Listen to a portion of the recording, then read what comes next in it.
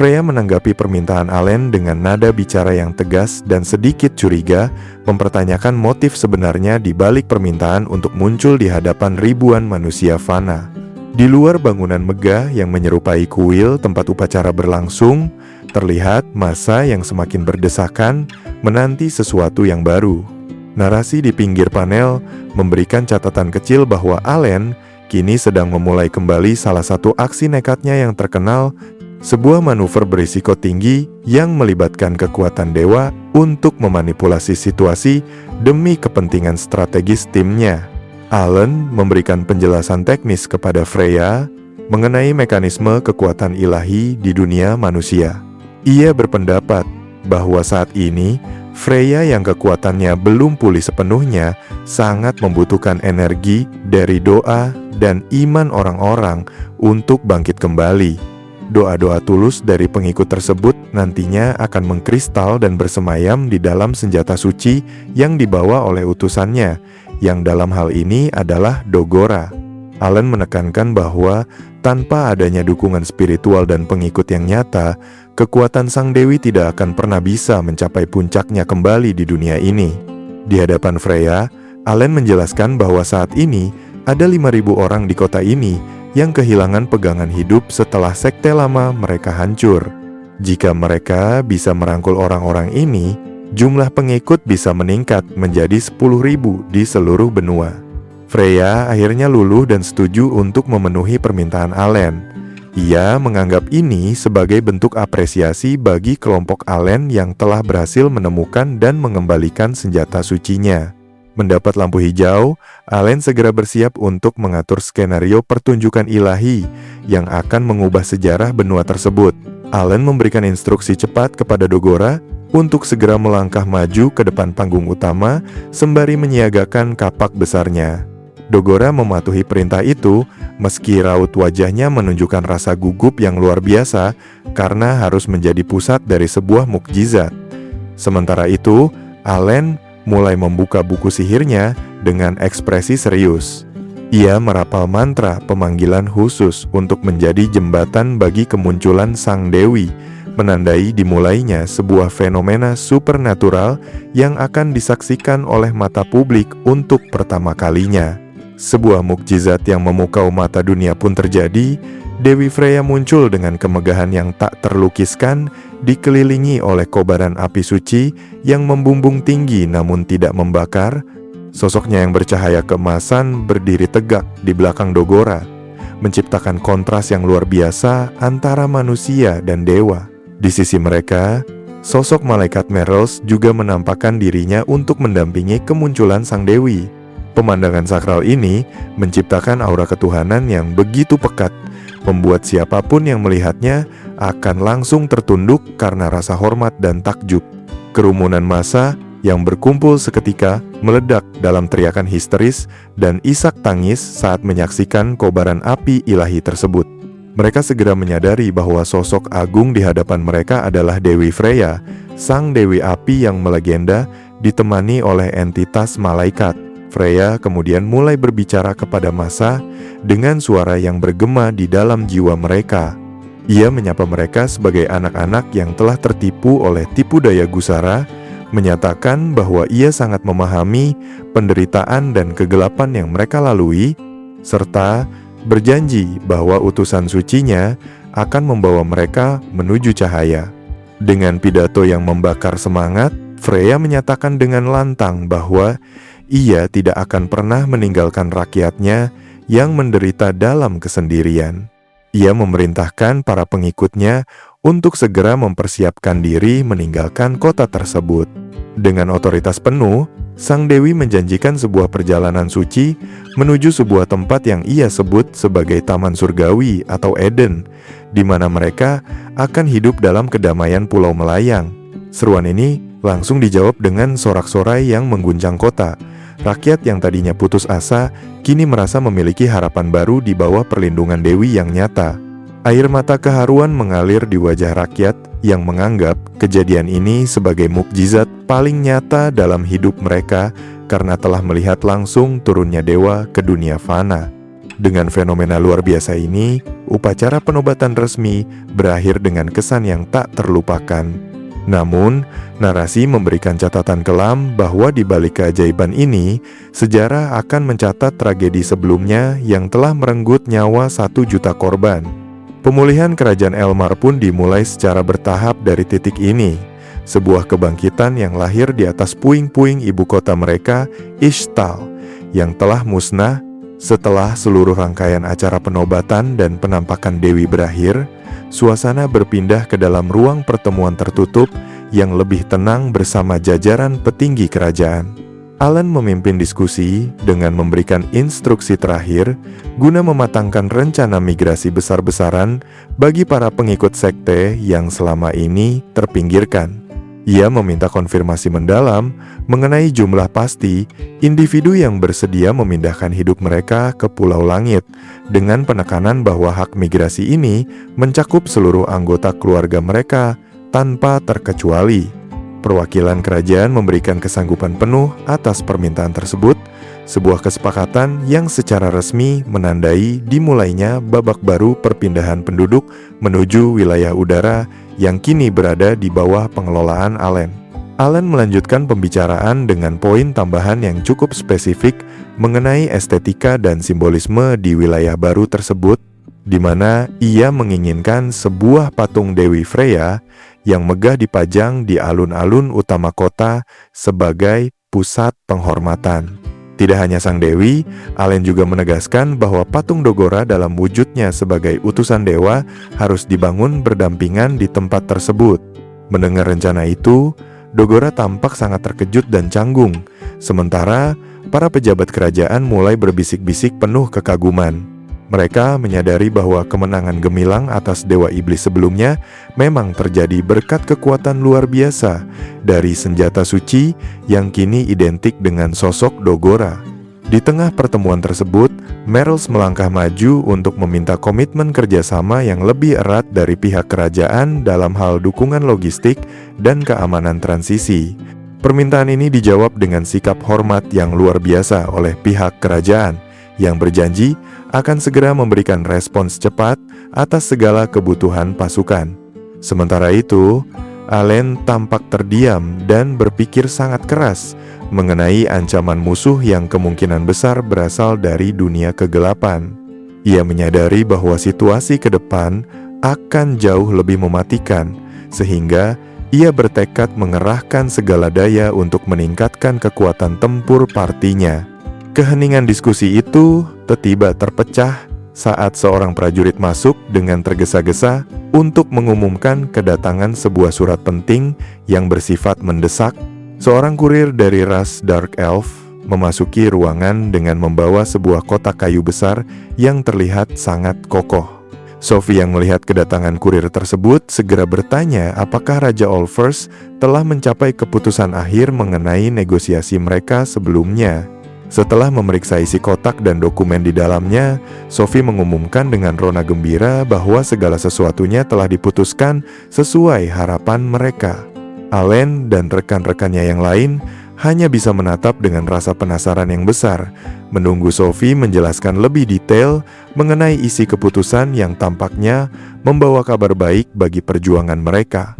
Dengan senyuman yang merekah lebar, Sophie menjelaskan bahwa mereka telah secara resmi menerima persetujuan untuk menggabungkan kekuatan militer Dark Elf ke dalam unit yang ia sebut sebagai pasukan Allen. Kabar ini merupakan sebuah pencapaian diplomatik yang sangat besar, mengingat kekuatan tempur Dark Elf yang sangat disegani.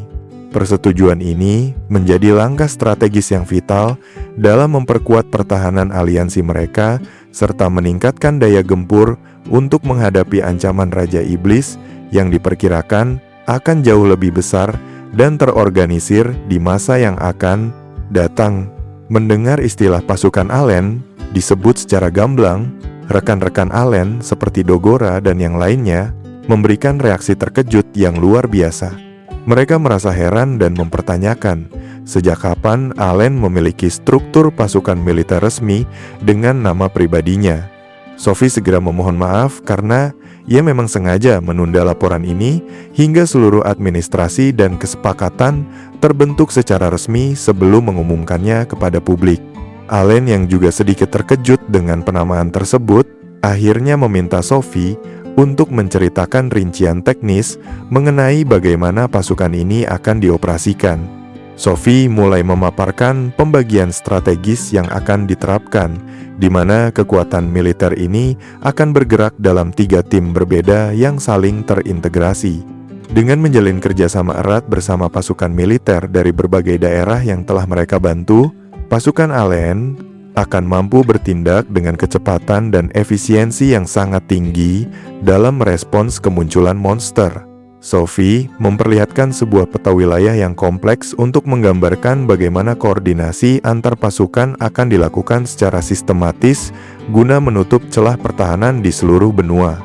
Sophie menegaskan bahwa pembentukan pasukan militer mandiri adalah langkah yang sangat tepat karena ia yakin pasukan Raja Iblis pasti akan menyusun strategi baru setelah kekalahan memalukan mereka. Ia menjelaskan bahwa status Allen sebagai petualang peringkat S memberikan wewenang legal yang kuat untuk mengirimkan pasukannya ke berbagai belahan dunia guna memberikan bantuan.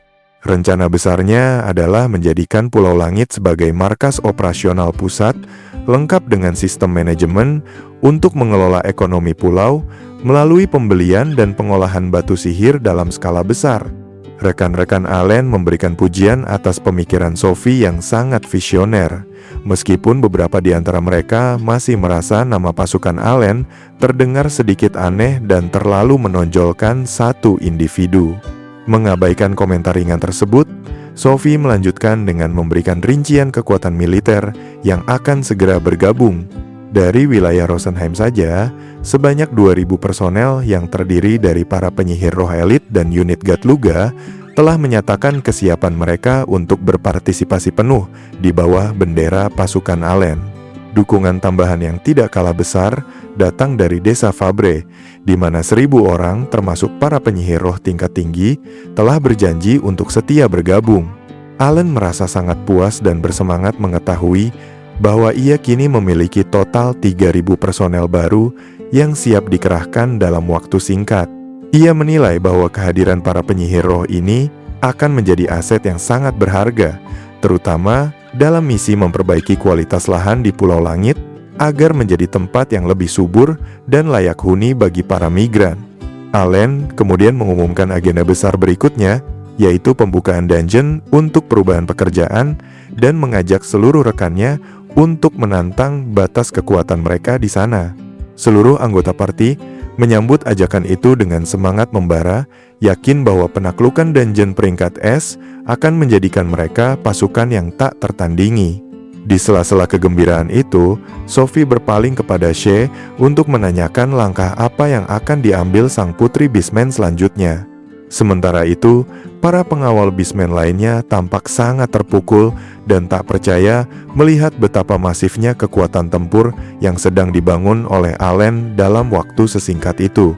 Saat Allen dan Kurena sedang berdiskusi mengenai efektivitas kaum Beastman yang memiliki kemampuan luar biasa dalam mode Beastization, Shay tampak sedang mempertimbangkan sesuatu dengan sangat serius. Akhirnya, sang putri Beastman membuat keputusan besar dan menyatakan keinginannya untuk ikut bergabung dalam aliansi tersebut. Sebagai bentuk komitmen, Shay menawarkan sekitar 2.000 prajurit Beastman pilihannya untuk diperbantukan sebagai sekutu tetap bagi Allen. Bagi Shay, membantu menumbangkan Raja Iblis adalah langkah yang selaras dengan ambisinya untuk menjadi penguasa yang membawa perdamaian bagi rasnya. Kurena, Dogora, dan Cecil merayakan pengumuman tersebut dengan sorak-sorai gembira, menyadari bahwa kini kekuatan mereka telah membengkak hingga mencapai total 5.000 pasukan elit. Sophie menjelaskan bahwa pencapaian ini sebenarnya telah melampaui proyeksi awal yang mereka susun, menjadikan mereka salah satu kekuatan militer paling berpengaruh saat ini.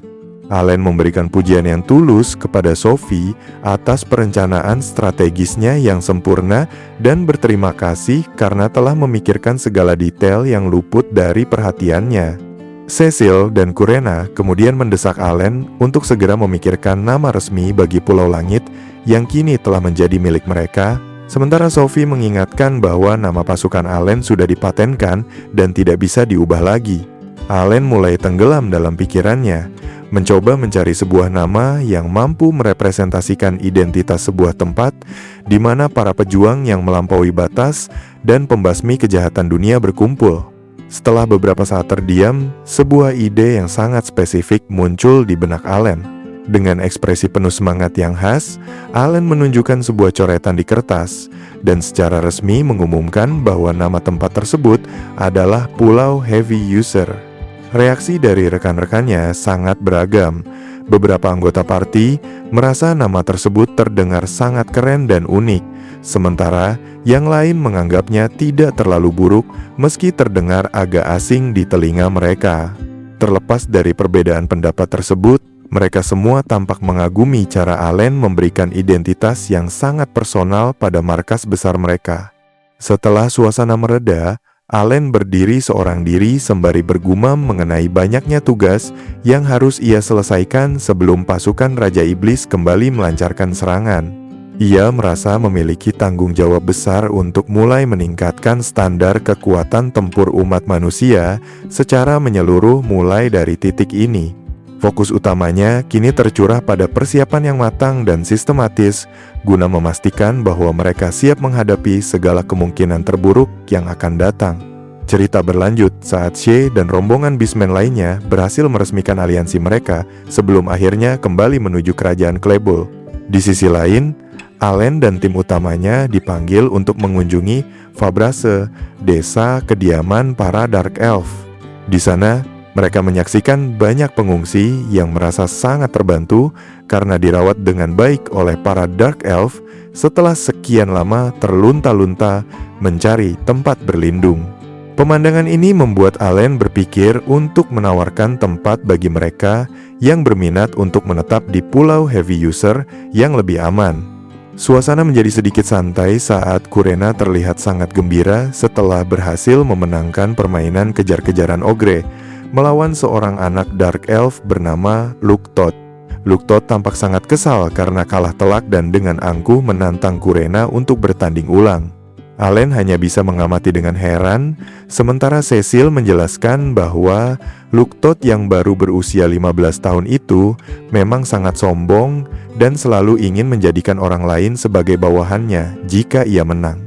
Kurena hanya tertawa dan teringat bahwa Dogora pun dulu memiliki sifat yang hampir sama dengan anak itu. Allen kemudian mengajak Sophie dan anggota tim lainnya untuk ikut serta bermain bersama Luktot guna mencairkan suasana. Luktot dengan gaya sombongnya mempersilahkan mereka bergabung seolah-olah ia adalah penguasa tempat itu. Sophie menyikapi hal tersebut dengan senyuman ramah dan berterima kasih kepada Luktot atas kesempatannya. Di sisi lain, para tetua Dark Elf tampak sangat panik dan khawatir melihat Luktot bersikap tidak sopan kepada tamu-tamu agung tersebut. Namun, Raja Olvers yang sedang sibuk mengurus tumpukan dokumen meminta para tetua untuk membiarkan anak-anak itu bermain sesuka hati. Sambil duduk beristirahat di pinggiran air yang tenang, Luktot tampak tidak bisa menyembunyikan rasa terkejutnya yang luar biasa saat mendengar pencapaian Allen dan timnya. Ia merasa hampir tidak percaya bahwa sekelompok anak muda di hadapannya telah berhasil menumbangkan 5 dewa iblis sekaligus, sebuah prestasi yang bahkan belum sanggup dicapai oleh pahlawan legendaris Helmios. Allen menanggapi hal tersebut dengan santai, mengamati bahwa Luktot memiliki pengetahuan yang sangat mendalam mengenai struktur pasukan Raja Iblis. Dengan penuh kebanggaan, Luktot menjelaskan bahwa ayahnya adalah mantan petualang hebat yang sering terlibat dalam pertempuran melawan musuh-musuh kegelapan tersebut, sehingga ia pun tumbuh dengan menghafal setiap peta dunia dan catatan militer. Dengan rasa penasaran yang meluap, Luktot kemudian menanyakan tentang kemampuan teleportasi Allen, mempertanyakan apakah sihir itu sanggup membawanya kemana saja di dunia ini. Allen memberikan jawaban singkat bahwa selama syarat-syarat khusus dan koordinatnya terpenuhi, perjalanan ke belahan dunia manapun bukanlah hal yang mustahil. Suasana santai itu tiba-tiba terhenti saat kehadiran Raja Olvers terasa di belakang mereka. Sang raja muncul dengan wibawa yang tenang dan menanyakan kepada Luktot apakah sesi bermainnya sudah dirasa cukup. Luktot yang menyadari kehadiran ayahnya segera memberikan sapaan dengan nada penuh hormat. Allen pun tidak membuang waktu untuk menyapa Raja Olvers secara resmi, mengungkapkan rasa terima kasih yang mendalam atas keputusan raja untuk menggabungkan kekuatan Dark Elf ke dalam pasukan Allen. Raja Olvers menanggapi sapaan tersebut dengan sikap yang bersahabat namun tetap berwibawa. Tanpa banyak basa-basi, ia mengajak Allen dan kawan-kawan untuk beralih ke area perjamuan yang telah disiapkan secara khusus, bermaksud melanjutkan pembicaraan strategis mereka dalam suasana yang lebih hangat dan privat. Pertemuan formal telah usai, dan seorang pelayan segera menghampiri Luktot untuk membantunya mengganti pakaian. Di saat yang sama, Allen berdiri terdiam sembari memperhatikan Luktot. Ia merenungkan betapa kontrasnya kehidupan mereka. Meskipun mereka berdua berada pada usia yang sama, yakni 15 tahun, beban tanggung jawab yang dipikul Allen terasa jauh lebih berat dibandingkan Luktot yang masih tampak polos. Namun, lamunan Allen pecah saat Luktot tiba berteriak memanggil ayahnya dengan suara lantang. Dengan tatapan mata yang berkobar dan penuh tekad, Luktot menyatakan sebuah pengumuman yang mengejutkan semua orang di sana, yakni keinginannya yang sangat bulat untuk ikut serta pergi meninggalkan desa dan bergabung dengan rombongan Allen dalam petualangan mereka selanjutnya. Raja Olvers menatap putranya dengan saksama dan bertanya apakah pernyataan itu berarti Luktot bersedia memikul tanggung jawab sebagai bagian dari pasukan Allen.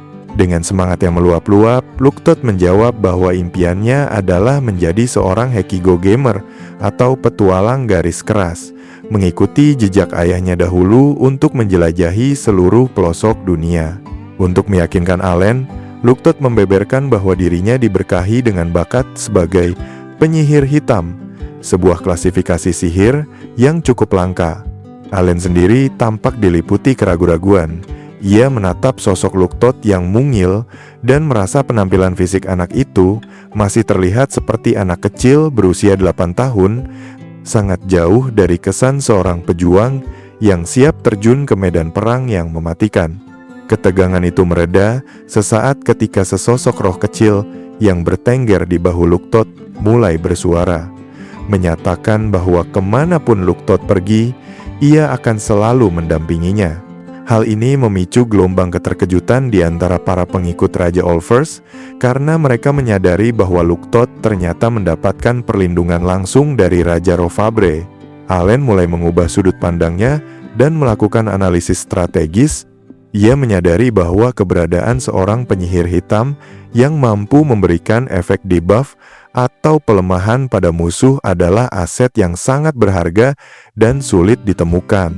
Dalam benak Allen, kekuatan Luktot jika dikembangkan dengan benar bisa menjadi pilar kekuatan tempur yang sangat dahsyat dan krusial bagi misi-misi masa depan mereka. Sophie kemudian mengambil langkah maju untuk menguji kesiapan mental Luktot, mengingatkan bahwa tujuan utama pengembaraan mereka bukanlah sekadar jalan-jalan, melainkan misi berbahaya untuk pembasmian Raja Iblis.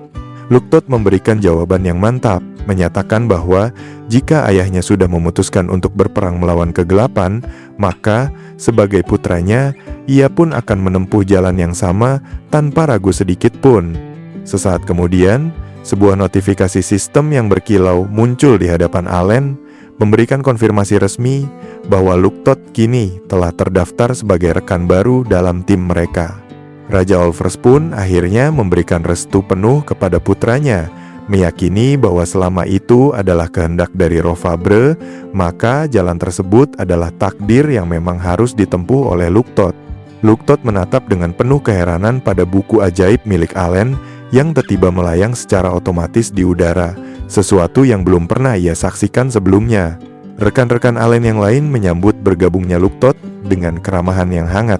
Meski awalnya Luktot sempat merasa kesal karena merasa tidak dipanggil dengan gelar kehormatannya, ia akhirnya luluh dan setuju untuk dipanggil dengan namanya saja agar hubungan mereka terasa lebih akrab. Sophie pun dengan rendah hati mempersilakan Luktot untuk memanggil dirinya dengan nama saja tanpa embel-embel formal. Guna merayakan bertambahnya anggota baru tersebut, Allen mengajak seluruh tim untuk segera berkumpul dan menikmati pesta perjamuan makan yang telah disiapkan sebagai tanda persaudaraan. Latar tempat seketika berubah drastis, memperlihatkan bentang alam pegunungan yang tertutup salju abadi yang sangat dingin. Pemandangan pegunungan yang menjulang tinggi dengan badai salju yang menyapu puncaknya ini menciptakan suasana yang sangat kontras dengan kehangatan di desa para Dark Elf sebelumnya. Atmosfer yang tenang namun mencekam ini menandakan bahwa cerita kini bergeser menuju wilayah yang jauh lebih suram, kemungkinan besar merupakan perbatasan menuju markas besar musuh atau wilayah yang sepenuhnya telah jatuh ke dalam cengkeraman kegelapan abadi. Narasi kini beralih ke jantung kekuatan musuh, di markas besar pasukan Raja Iblis yang megah namun menyeramkan. Terlihat sosok badut misterius bernama Qbel yang sedang berjalan menaiki tangga batu menuju gerbang besar yang menjulang tinggi. Dengan gaya bicaranya yang eksentrik, Qbel terus bersenandung riang seolah-olah baru saja kembali dari tamasya yang menyenangkan. Saat melintasi ambang pintu menuju ruangan yang sangat luas, gelap, dan penuh dengan aura intimidasi, ia mengucapkan kata-kata kepulangan dengan nada yang sangat santai, sama sekali tidak menunjukkan rasa takut di hadapan kekuatan besar yang menunggunya di dalam aula singgasana yang luas tersebut. Suasana sedang memanas akibat kemarahan salah satu komandan iblis bertubuh raksasa dengan 2 kepala. Ia tampak sangat geram dan meluapkan rasa tidak puasnya di hadapan tahta Raja Iblis. Komandan tersebut mempertanyakan dasar penunjukan Qbel sebagai penasihat militer tertinggi, mengingat rentetan kekalahan memalukan yang baru saja dialami pasukan mereka di wilayah tengah. Baginya, kegagalan beruntun tersebut adalah bukti nyata bahwa strategi yang disusun oleh sang badut sama sekali tidak berguna dan justru mempermalukan martabat tentara kegelapan. Komandan iblis lainnya pun turut menyuarakan rasa frustrasi mereka yang mendalam karena terpaksa melakukan penarikan mundur pasukan dari seluruh benua. Mereka saling berdebat dengan nada tinggi, mencoba mencari tahu apa yang salah dengan taktik perang mereka yang selama ini dianggap tak terkalahkan. Di tengah kegaduhan dan saling tuding tersebut, Qbel tiba-tiba muncul di tengah aula dengan gaya yang sangat teatrikal. Ia melakukan gerakan yang dramatis untuk menarik perhatian semua mata di ruangan tersebut, sembari mengumumkan kepulangannya dengan suara yang lantang dan nada yang tetap terdengar sangat meremehkan ketegangan yang sedang terjadi.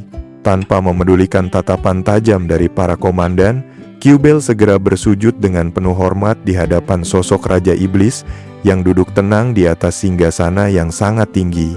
Dengan nada bicara yang penuh kebanggaan, Qbel menyatakan bahwa misinya telah berhasil dan kini ia mempersembahkan gumpalan jiwa-jiwa yang telah ia kumpulkan selama pertempuran di dunia manusia sebagai upeti bagi sang penguasa.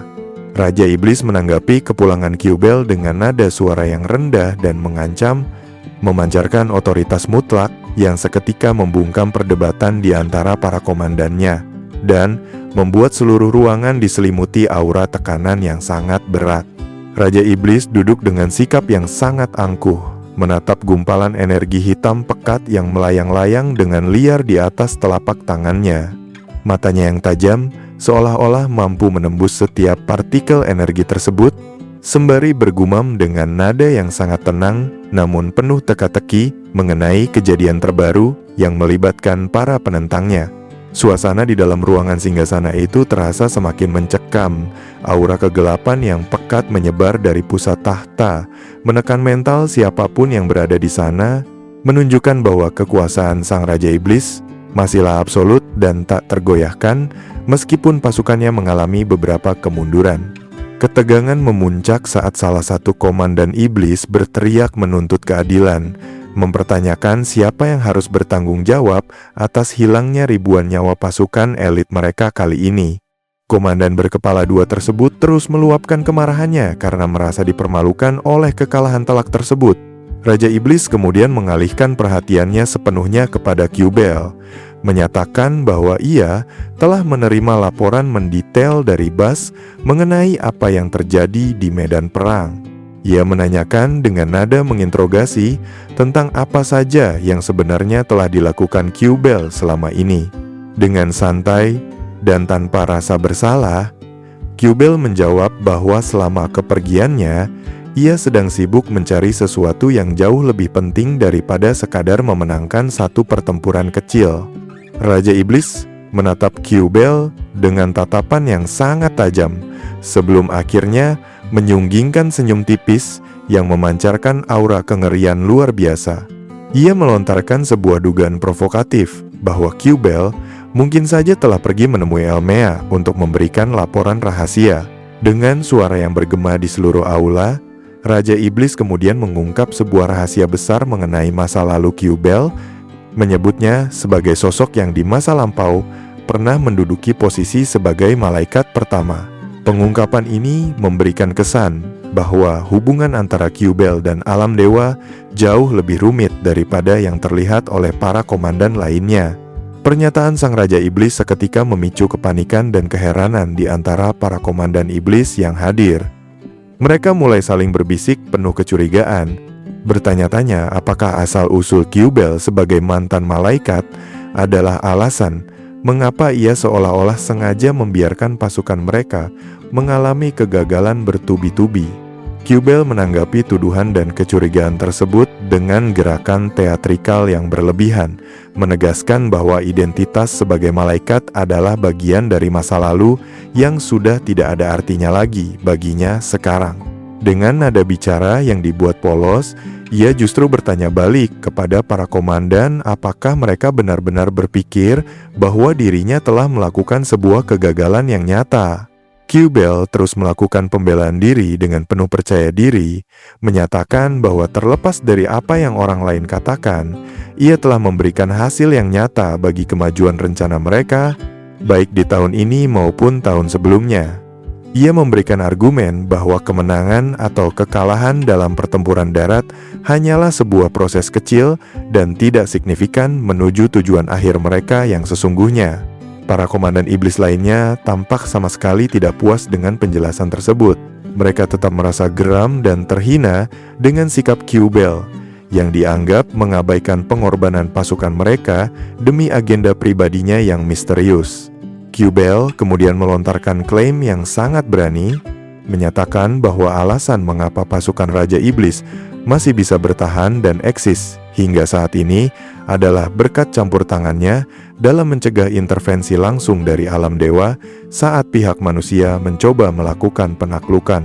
Raja Iblis pun membenarkan pernyataan tersebut, mengakui peran krusial Q-Bell dalam menjaga keseimbangan. Dengan wajah yang berubah menjadi sangat menyeramkan dan penuh kebencian, Q-Bell menegaskan kembali bahwa satu-satunya tujuannya adalah untuk membunuh Elmea.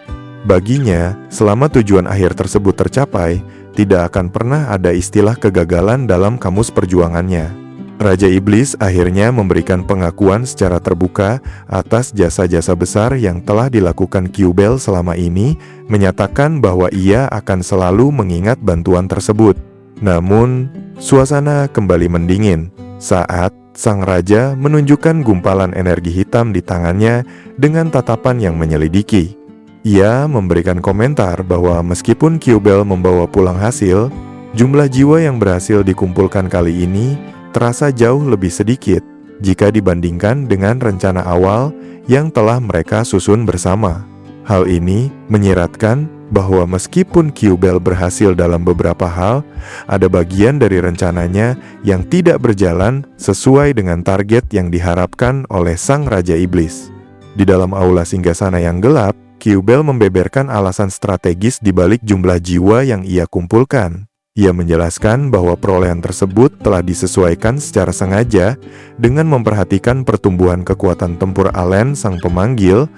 Q-Bell berpendapat bahwa kemenangan yang terlalu telak atas umat manusia justru akan memancing intervensi langsung dari alam dewa yang lebih berbahaya. Raja Iblis kemudian mempertanyakan apakah jumlah yang dianggap sedikit itu tetap memadai untuk membangkitkan sosok dewa jahat.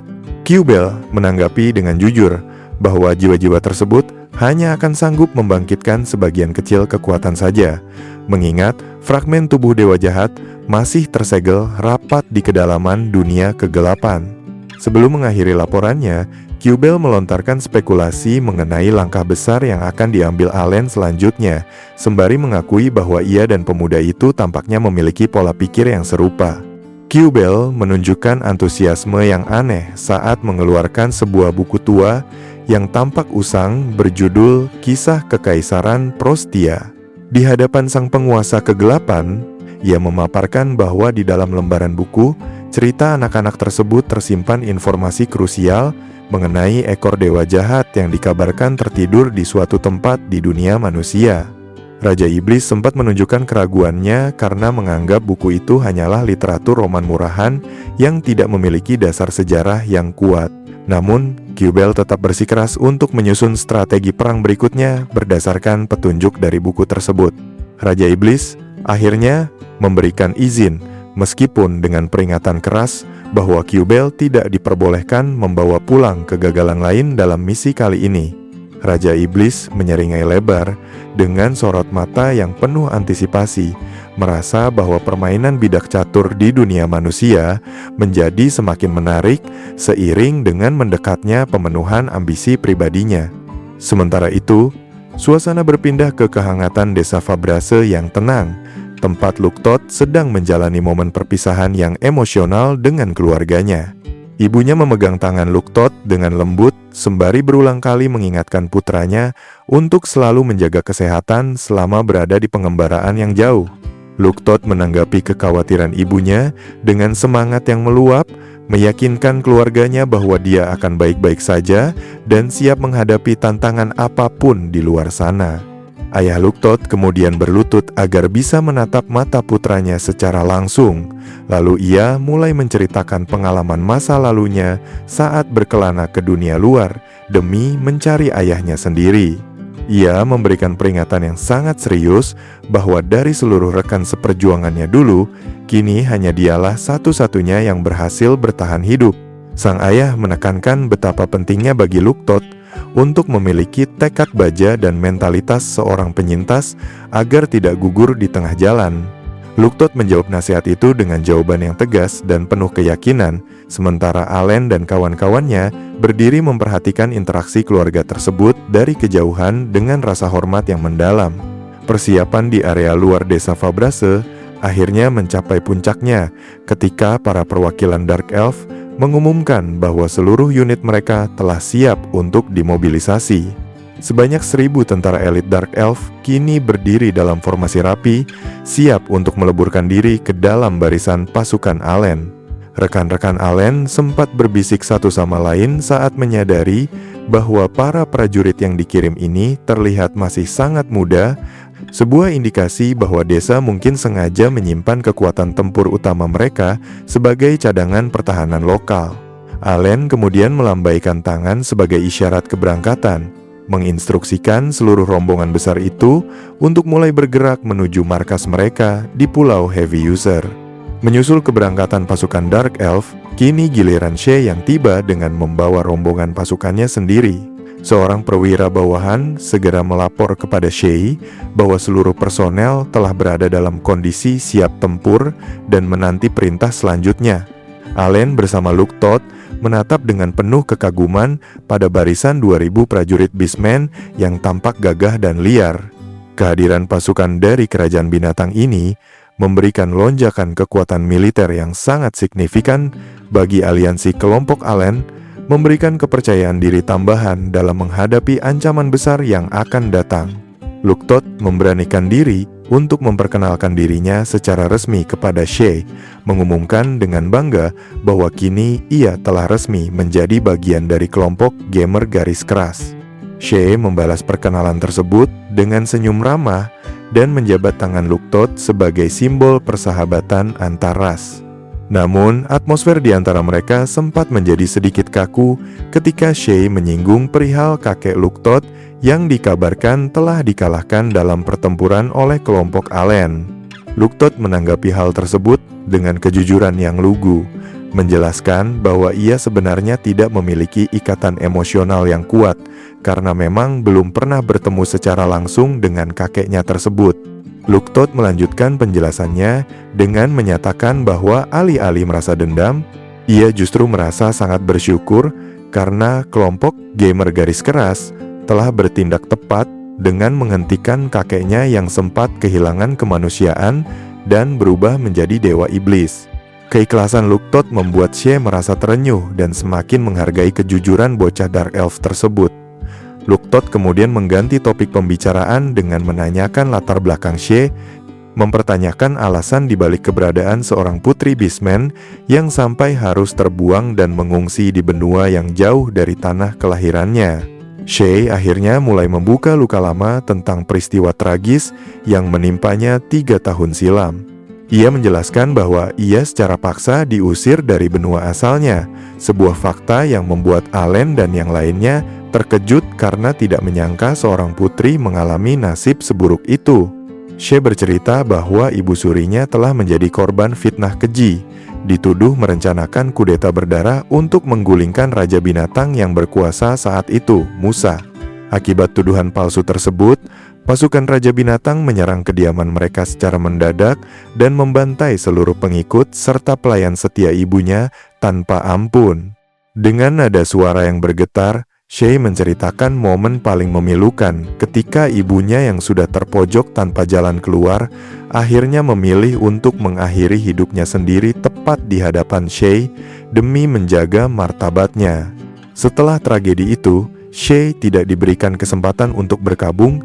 Ia langsung diseret ke hadapan pengadilan militer dan dijebloskan ke dalam penjara yang gelap. Meskipun ia telah berulang kali bersaksi bahwa baik dirinya maupun ibunya tidak pernah memiliki niat sedikit pun untuk melakukan pemberontakan dengan tentara pribadi, seluruh pembelaannya diabaikan begitu saja oleh pihak kerajaan yang sudah dibutakan oleh fitnah. She memaparkan hukum keras yang berlaku di kerajaan binatang, di mana kekuatan fisik diakui sebagai segalanya dan ikatan kekeluargaan seringkali dianggap sebagai formalitas yang dingin. Ia menjelaskan bahwa Zeulah yang melaporkan fitnah rencana pemberontakan tersebut kepada Raja Binatang, sehingga hukuman pengasingan terhadap She akhirnya diputuskan. Namun, di tengah penderitaan itu, muncul sebuah ramalan kuno yang menyebutkan tentang ujian Raja Binatang, sebuah tantangan suci yang di masa depan harus dihadapi oleh She dan Ziu untuk menentukan siapa penguasa yang sah bagi ras mereka. She menyunggingkan senyum tipis yang penuh tekad, menyatakan bahwa dengan merebut gelar Raja Binatang, ia bisa mewujudkan keinginan terakhir ibunya untuk kembali ke tanah air mereka dengan kepala tegak. Ia menduga bahwa fakta tentang adanya 2 orang yang berhasil melampaui ujian tersebut pasti telah menciptakan kekacauan politik yang besar di kerajaan binatang. Allen dan rekan-rekannya mendengarkan cerita penderitaan She dengan rasa prihatin yang mendalam. She menegaskan bahwa tujuannya saat ini adalah membangun prestasi militer yang luar biasa agar posisinya sebagai calon penguasa menjadi tak tergoyahkan dan tidak bisa direbut kembali oleh lawan politiknya. She menyatakan dengan penuh ketegasan bahwa saat ini dia sama sekali tidak membutuhkan gelar kehormatan, panggilan formal, atau segala macam tata krama kerajaan yang semu. Ia memohon dengan sangat kepada Allen agar diberikan izin untuk bergabung secara resmi menjadi anggota inti dalam kelompok gamer garis keras. Pernyataan She ini memancarkan ambisi yang sangat kuat. Ia ingin tumbuh menjadi lebih perkasa bersama kelompok Allen demi merebut kembali hak-haknya yang telah dirampas secara tidak adil di masa depan. Allen dan seluruh rekan timnya menyambut keputusan She dengan sorak gembira dan antusiasme tinggi. Mereka memberikan janji setia untuk bertarung di sisi She dan membantunya membasmi Raja Iblis agar jalan kepulangannya ke negeri asal menjadi terbuka lebar. Sesaat kemudian, sebuah notifikasi sistem yang bercahaya muncul di udara, secara otomatis mencatat nama She Van Albahal sebagai rekan baru yang resmi. Luktot kembali dibuat terperangah melihat buku sihir Allen yang mendadak melayang sendiri dan Allen hanya menjelaskan dengan santai bahwa hal tersebut merupakan bagian unik dari kemampuan panggilannya. Allen segera membuka buku sihirnya untuk melakukan pengecekan data statistik terhadap 2 anggota baru mereka yang potensial. Di sana terlihat data lengkap Shay yang telah mencapai level 60 dengan perlindungan khusus dari Dewa Binatang, serta Luktot yang berada pada level 30 di bawah perlindungan Raja Roh. Allen menggumamkan rencana jangka pendek bahwa tugas pertama mereka adalah membantu meningkatkan level kedua orang ini secepat mungkin. Di tengah pengecekan status tersebut, Merles muncul dan memberikan laporan singkat bahwa seluruh persiapan keberangkatan pasukan gabungan kini telah selesai dilakukan. Pasukan elit elf berjumlah 2.000 orang telah berkumpul dalam formasi yang mengesankan dengan persenjataan lengkap di area terbuka desa. Komandan pasukan mereka memberikan laporan resmi kepada perwakilan kerajaan bahwa seluruh personel telah siap untuk diberangkatkan. Dalam pidato singkatnya, pemimpin pasukan tersebut menekankan bahwa mulai hari ini, mereka harus mengesampingkan perbedaan ras dan berjuang sebagai kawan seperjuangan di bawah bendera pasukan Allen demi mencapai tujuan perdamaian yang sama. Allen mengumpulkan para pemimpin dari berbagai divisi pasukan untuk menjelaskan rencana strategis pembangunan lahan di markas baru mereka. Ia mengakui bahwa mungkin masih ada perasaan canggung atau prasangka antar ras yang berbeda. Namun, ia meminta semua orang untuk mengesampingkan ego demi kepentingan bersama sebagai rekan.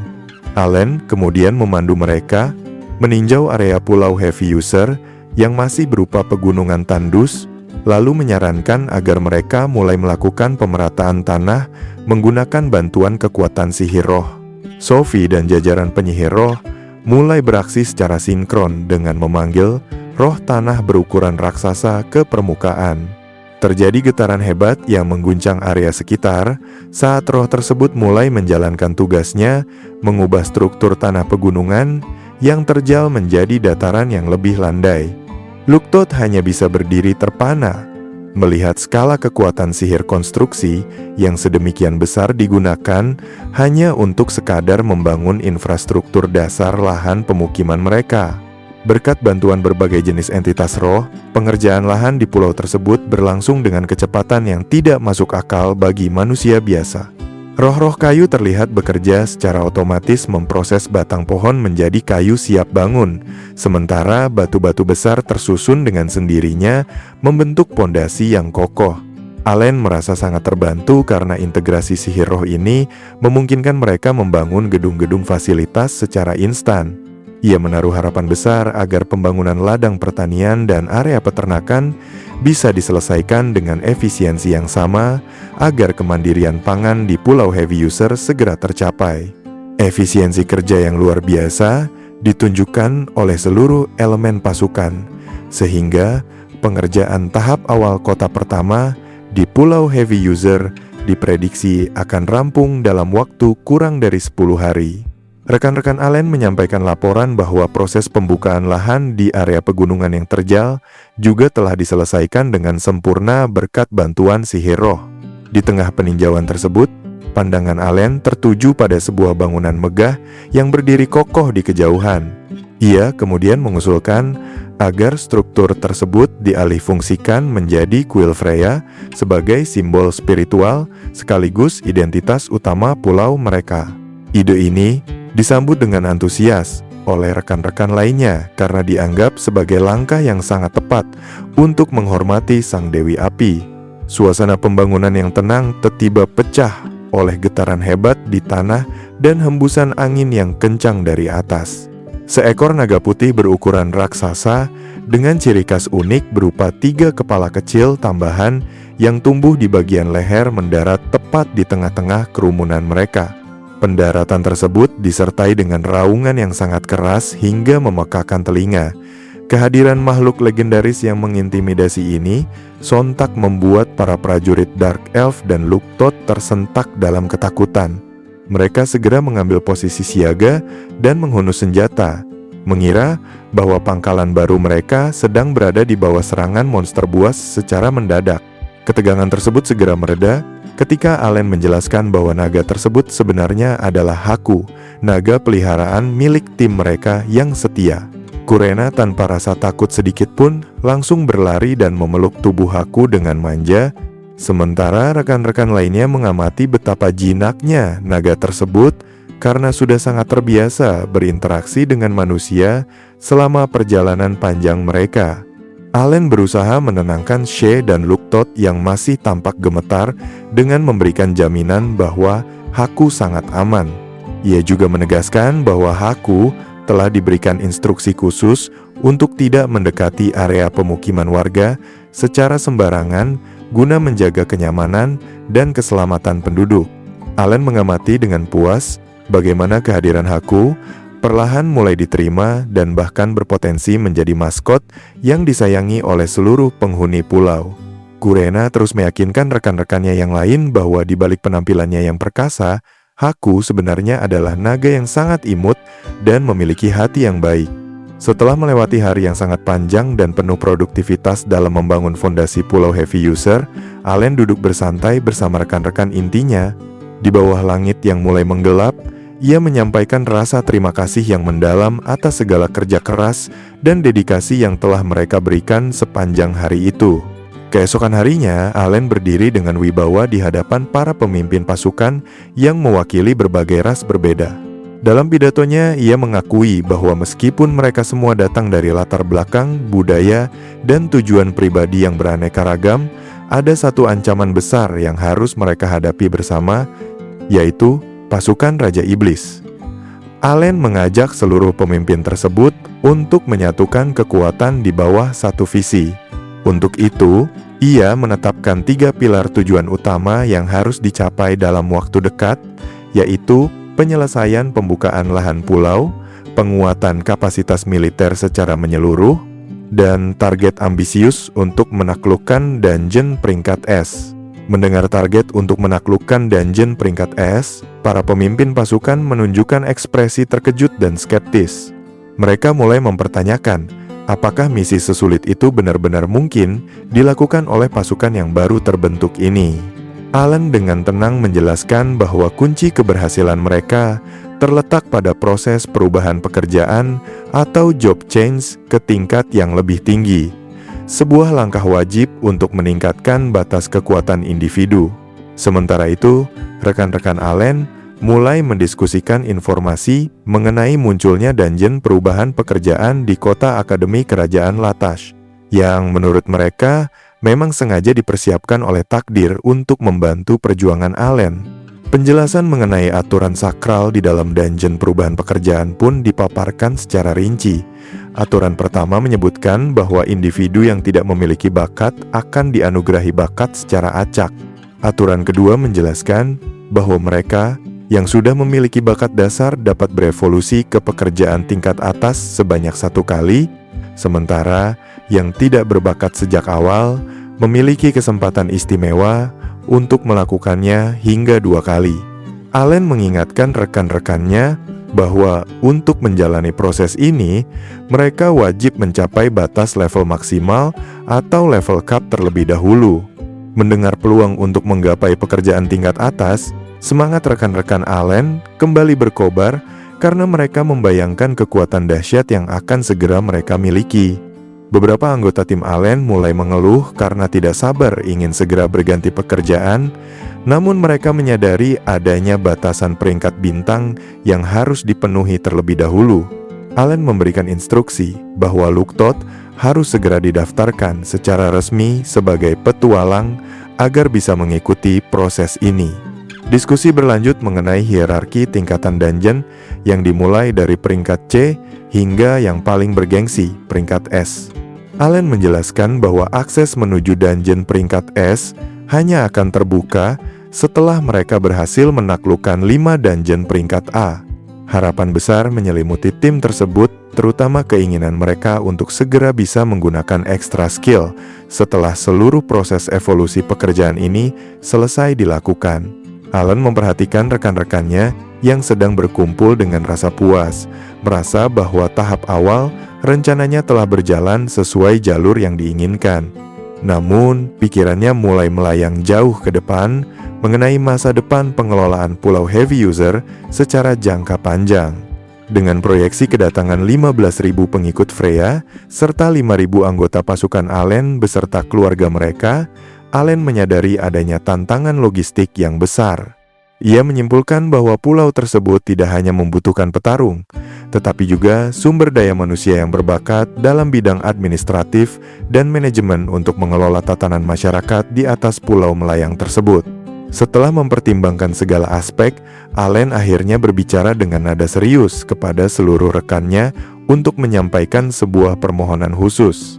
Ia menyatakan keinginannya untuk memasukkan seorang anggota baru ke dalam jajaran rekan inti mereka, bukan sebagai petarung garis depan, melainkan untuk mengisi posisi strategis yang sangat ia butuhkan.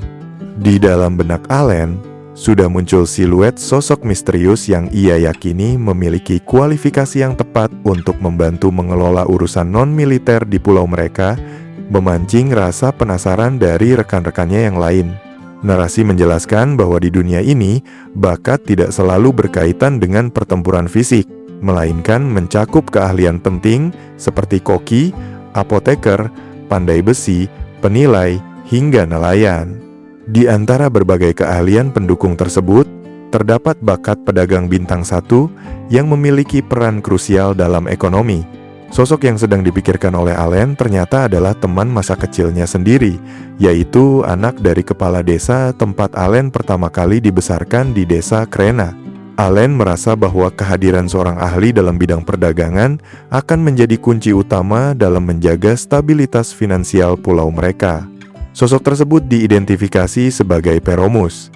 Saat Allen melihat kembali data status statistiknya, terlihat jelas bahwa Peromus memang memiliki bakat murni sebagai seorang pedagang.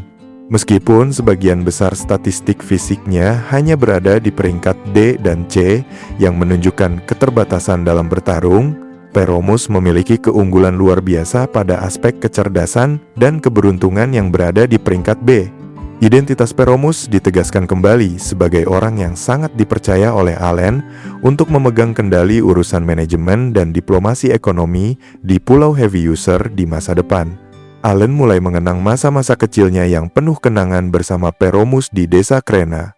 Peromus dulunya dikenal sebagai anak yang memiliki fisik agak lemah dan selalu bersikap pemalu, seringkali hanya mengekor di belakang Dogora yang bertindak sebagai pemimpin anak-anak di desa mereka. Muncul sebuah kilas balik yang mengharukan saat mereka bermain peran sebagai ksatria-ksatriaan. Di sana Peromus tampak menangis terseduh-seduh sambil menggenggam pedang kayu. Merasa sangat sedih karena ia menyadari dirinya tidak memiliki ketahanan fisik untuk mengikuti permainan keras teman-temannya yang lain. Meskipun lemah secara fisik, Allen sangat menghargai kebaikan hati dan kecerdasan Peromus yang di atas rata-rata. Peromus jugalah yang pertama kali mengajari Allen banyak hal mengenai cara kerja barang-barang sihir dan seluk-beluk sistem mata uang yang rumit. Allen mengingat bahwa setelah ia meninggalkan desa Krena untuk memulai petualangannya, ia hanya sesekali bertemu dengan Peromus saat sedang pulang kampung. Ia mengetahui bahwa pada usia 12 tahun, Peromus telah memutuskan jalannya sendiri dengan menempuh pendidikan di sekolah dagang ternama yang berlokasi di kota akademi Kerajaan Latas untuk mengasah bakat ekonominya. Suatu hari, Peromus akhirnya muncul di markas utama untuk memenuhi panggilan Allen. Namun, alih-alih membahas urusan pekerjaan, Peromus justru memberikan pengakuan yang sangat mendadak dan mengejutkan dengan menyatakan bahwa ia memiliki seorang gadis yang sangat ingin ia nikahi. Pernyataan mengenai niat pernikahan yang muncul secara tiba-tiba ini sontak membuat Allen, Kurena, Dogora, dan rekan-rekan lainnya terperanjat. Mereka semua berteriak serentak karena tidak percaya bahwa teman mereka yang pemalu ini ternyata sudah memiliki rencana hidup yang seserius itu di tengah situasi dunia yang sedang kacau. Peromus mulai menceritakan lebih dalam mengenai sosok gadis yang telah mencuri hatinya, yang bernama Fiona. Fiona adalah putri dari pemilik penginapan paling mewah di Grenfell, ibu kota kerajaan. Dengan wajah yang tersipu, Peromus mengaku telah jatuh cinta pada pandangan pertama sejak mereka masih berusia 10 tahun Dan sejak saat itu, ia bertekad kuat untuk terus berjuang menjadi pria yang pantas bersanding dengan Fiona. Cecil tampak menyimak cerita tersebut dengan ekspresi yang sangat serius ketika Peromus menyebutkan nama penginapan mewah yang dikelola oleh keluarga Fiona. Cecil seketika terperanjat saat nama keluarga Chester disebut oleh Peromus. Allen pun mencoba memutar kembali ingatannya karena ia merasa pernah mendengar nama tersebut di suatu tempat di masa lalu. Cecil kemudian memberikan penjelasan kepada Allen bahwa Fiona sebenarnya adalah rival pribadinya sejak kecil. Mereka sering bertemu di berbagai acara sosial bangsawan, termasuk saat terjadi insiden pembunuhan Garsh yang menggemparkan. Cecil mengingat Fiona sebagai sosok yang selalu ingin bersaing dengannya dalam segala hal, menjadikannya sosok yang sangat ia kenali, namun juga ia waspadai. Dalam ingatan Cecil, hubungannya dengan Fiona memang dipenuhi dengan persaingan sengit dan aksi saling menyindir, bahkan saat mereka sedang bermain bersama di taman kediaman. Fiona digambarkan sebagai gadis yang sangat percaya diri dan seringkali membanggakan status serta keahliannya di depan Cecil. Dogora dan Kurena hanya bisa menatap penuh keheranan, bertanya-tanya apakah Fiona memang sehebat dan semenarik itu sampai-sampai Peromus begitu jatuh hati. Namun bagi Peromus, segala sifat kompetitif Fiona tidak mengubah pandangannya bahwa gadis itu adalah sosok yang paling luar biasa yang pernah ia temui. Peromus melanjutkan ceritanya mengenai keberaniannya dalam melamar Fiona tepat sebelum ia berangkat ke sekolah dagang. Pengakuan ini kembali memicu teriakan kaget dari teman-temannya yang menganggap tindakan Peromus sangatlah nekat dan terlalu cepat untuk ukurannya. Namun, Peromus mengungkapkan kenyataan pahit bahwa orang tua Fiona memberitahunya bahwa putri mereka sudah direncanakan untuk bertunangan dengan seorang putra bangsawan. Meski demikian, ayah Fiona memberikan secercah harapan dengan menantang Peromus untuk tidak menyerah dan membuktikan kelayakannya jika ia memang benar-benar serius ingin meminang putrinya. Ayah Fiona menetapkan sebuah syarat yang sangat berat bagi Peromus, yaitu ia harus mampu membuktikan kemampuannya sebagai pedagang dengan memberikan keuntungan finansial yang sangat besar bagi kerajaan atau bisnis mereka dalam kurun waktu 3 tahun. Peromus mengakui bahwa setelah menempuh pendidikan selama beberapa bulan, ia terus memutar otak namun belum menemukan terobosan apapun untuk memenuhi syarat tersebut. Itulah alasan utama mengapa ia akhirnya datang menemui Allen, berharap mendapatkan konsultasi dan bimbingan agar ia bisa menjadi pedagang yang sukses demi bisa menikahi Fiona tepat pada waktunya. Cecil yang mendengarkan dengan saksama merasa bahwa perjuangan cinta Peromus yang tulus adalah sesuatu yang sangat menarik dan menyentuh hati. Dengan penuh semangat, ia menyatakan dukungan totalnya agar Peromus bisa segera meresmikan hubungannya dan mulai berkencan dengan Fiona secara nyata. Di sisi lain, Dogora memandang situasi ini dengan perspektif yang lebih santai, menganggap gejolak perasaan tersebut sebagai bagian dari romansa masa muda yang indah dan penuh warna. Namun, Allen yang memiliki pola pikir praktis mulai melihat masalah ini dari sudut pandang strategis seorang pejuang sekaligus pedagang. Ia merasa bahwa sekadar menjadi pedagang biasa tidaklah cukup untuk mendobrak dinding perbedaan status tersebut. Allen kemudian melontarkan sebuah usulan ekstrim yang mengejutkan rekan-rekannya, yakni menyarankan agar Peromus tidak hanya menjadi rekan bisnis, melainkan langsung mengakuisisi atau membeli seluruh persekutuan dagang Chester agar posisinya berada jauh di atas keluarga Fiona. Guna mewujudkan ambisi besar tersebut, Allen mulai menyusun rencana pembentukan sebuah entitas bisnis baru yang diberi nama Persekutuan Dagang Pembayar Berat Peromus. Sebagai bentuk dukungan nyata kepada teman masa kecilnya, Allen memberikan modal awal investasi yang sangat besar, yaitu 100 koin emas, agar Peromus memiliki landasan finansial yang kuat untuk meluncurkan strateginya. Allen menekankan bahwa rencana ini bukan sekadar spekulasi buta.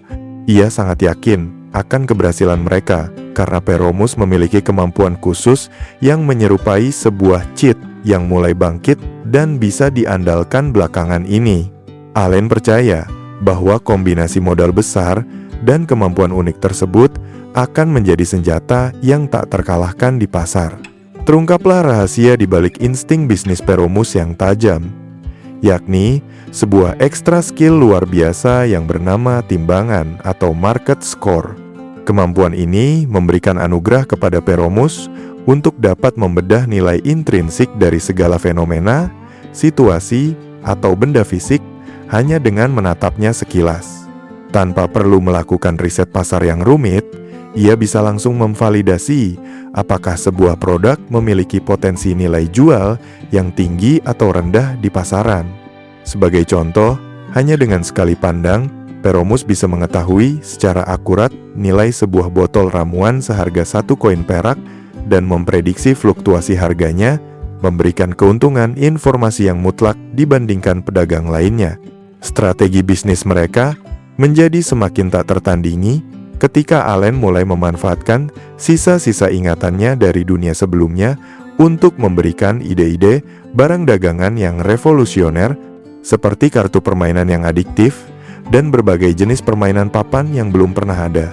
Berkat sinergi antara visi kreatif Allen dan kemampuan penglihatan bisnis Peromus, persekutuan dagang pembayar berat Peromus mengalami pertumbuhan yang sangat pesat hingga mampu melakukan ekspansi perdagangan skala besar dengan wilayah Rosenheim. Puncaknya, Peromus berhasil mengeksekusi akuisisi terhadap persekutuan dagang Chester dan mengubahnya menjadi anak perusahaan di bawah naungannya. Dengan pencapaian finansial yang luar biasa ini, Peromus pun memberanikan diri untuk kembali menemui Fiona dan menyampaikan perasaannya dengan penuh kebanggaan. Namun, tanggapan yang diterima Peromus jauh dari apa yang ia harapkan. Fiona tampak sangat murka dan meledak dalam amarah yang tegas di hadapan Peromus. Ia menolak keras klaim Peromus yang menyebutnya sebagai calon istri masa depan secara sepihak, dan dengan nada tinggi memintanya agar tidak lagi melontarkan kata-kata yang dianggapnya sangat lancang dan tidak sopan. Fiona menegaskan bahwa kekayaan dan kekuasaan dagang bukanlah segalanya baginya. Ia memberikan tantangan yang sangat berat dengan menyatakan bahwa ia hanya memiliki ketertarikan pada laki-laki yang memiliki kekuatan fisik hebat dan berjiwa ksatria. Hal ini menjadi tamparan keras bagi Peromus yang secara genetika memang tidak menonjol dalam hal kekuatan otot. Peromus tampak sangat terpukul dan hancur secara mental setelah mendengar penolakan yang begitu telak dari gadis impiannya. Sementara ayah Fiona yang berdiri di dekat mereka hanya bisa mengamati dengan tatapan penuh rasa kasihan, namun tidak bisa berbuat banyak. Meskipun mengalami kegagalan cinta yang menyakitkan, narasi menjelaskan bahwa semangat Peromus tidaklah padam sepenuhnya. Ia justru mulai mencoba menantang batas dirinya dengan memasuki dungeon demi meningkatkan kekuatan fisiknya. Cerita kemudian bergeser menuju suasana ibu kota kerajaan Latas, di bawah naungan cahaya bulan, di mana Allen terlihat sedang melakukan pertemuan rahasia dengan rekan-rekan lamanya untuk membahas langkah besar selanjutnya. Allen memberikan sapaan hangat kepada Raven dan anggota timnya, mengungkapkan rasa terima kasih yang mendalam karena mereka telah bersedia menanggapi panggilannya untuk bertemu. Raven menjawab dengan nada santai bahwa sebenarnya dialah yang merasa sangat terbantu jika Allen bersedia meluangkan waktu untuk menemui perwakilan dari kelompok mereka yang saat ini sedang dilanda keputusasaan dan merasa sangat terpuruk. Di sekeliling mereka, terlihat rekan-rekan inti Allen yang lain juga mulai berkumpul di depan sebuah gedung mewah yang megah, menciptakan atmosfer pertemuan penting yang akan menentukan arah kekuatan baru di benua tersebut. Raven memaparkan perkembangan terbaru bahwa 3 petualang berbakat yang dulu diperkenalkan oleh Allen di wilayah Grenfell kini telah beralih profesi untuk bekerja di bawah naungan Peromus. Mereka kini menduduki posisi sebagai anggota inti dari Korps Tentara Bayaran Pembayar Berat Peromus, sebuah unit militer swasta yang telah berkembang pesat hingga memiliki anggota sekitar 200 orang petarung handal. Allen, yang kemudian tiba di kantor pusat persekutuan dagang milik Peromus, tampak sangat kagum melihat kemegahan arsitektur gedungnya.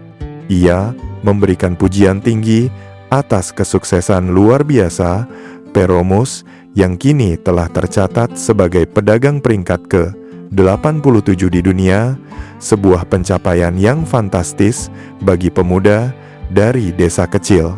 Peromus yang sedang berada di dalam kantornya tampak sangat terperanjat saat melihat Allen tiba muncul di ambang pintu tanpa pemberitahuan sebelumnya.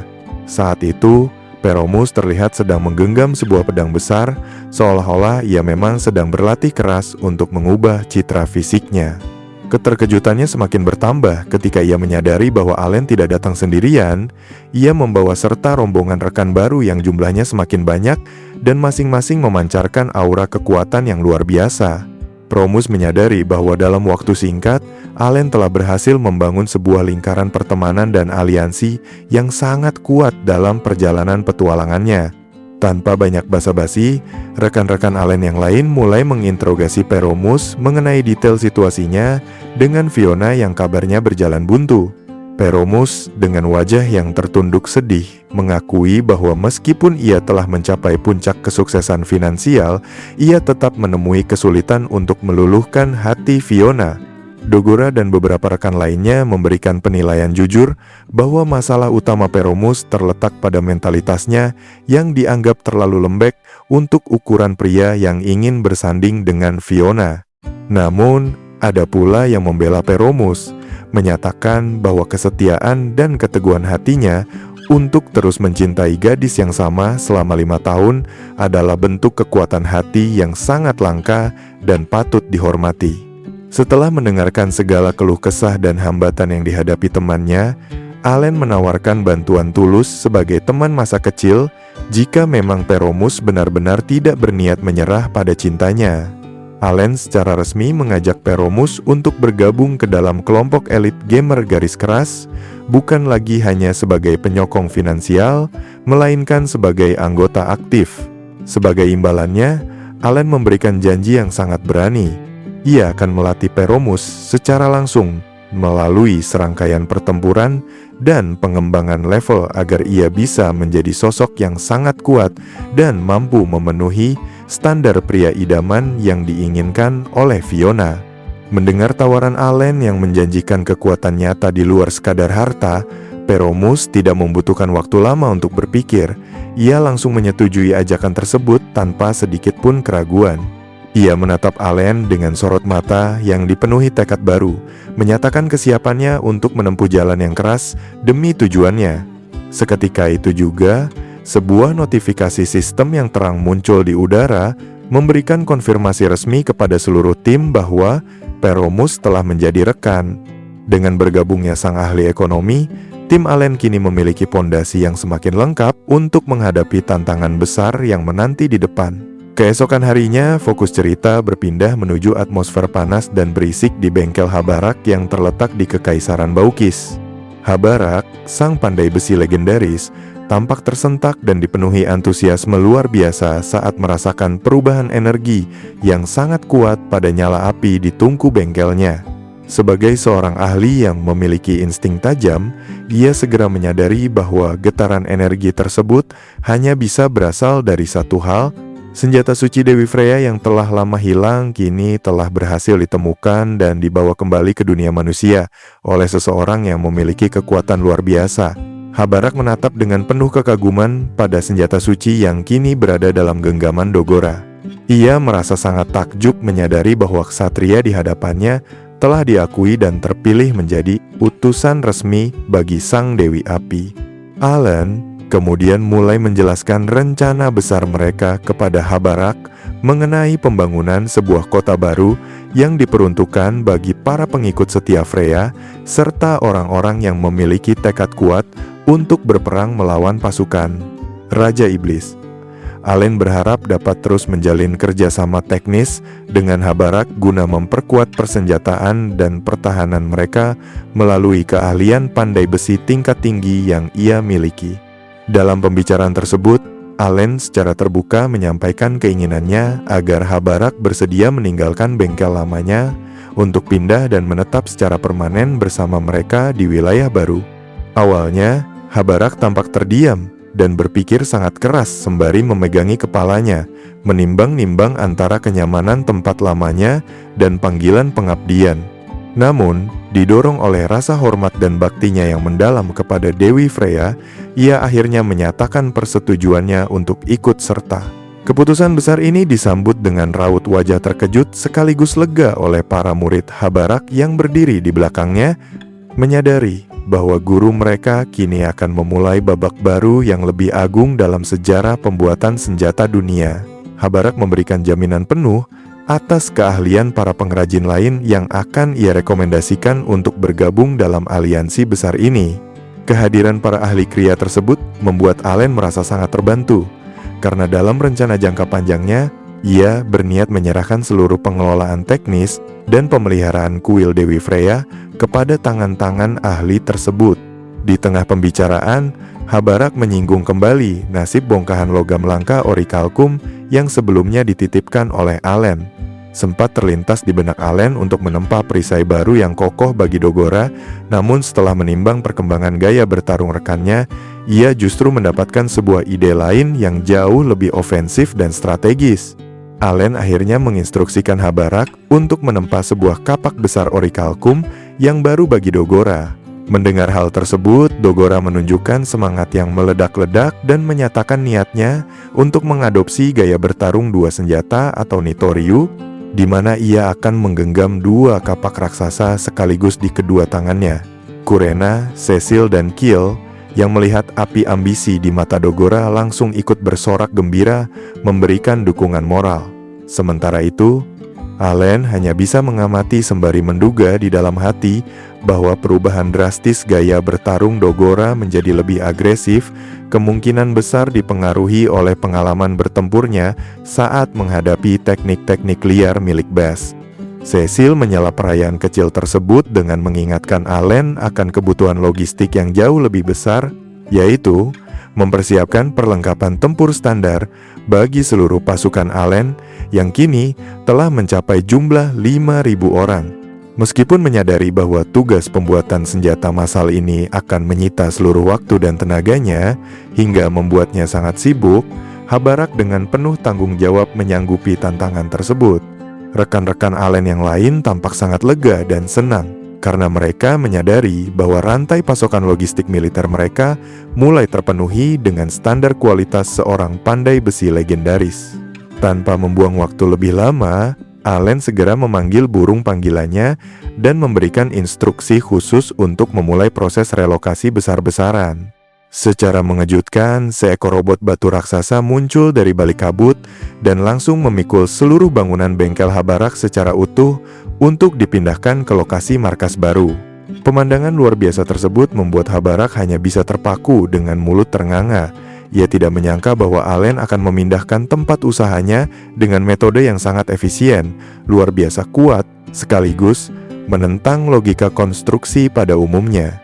Setelah proses pemindahan bengkel selesai, narasi beralih pada pergerakan tim inti yang terdiri dari Kurena, Dogora, Kiel, dan Merles yang langsung meluncur menuju dungeon peringkat S untuk meningkatkan kekuatan mereka.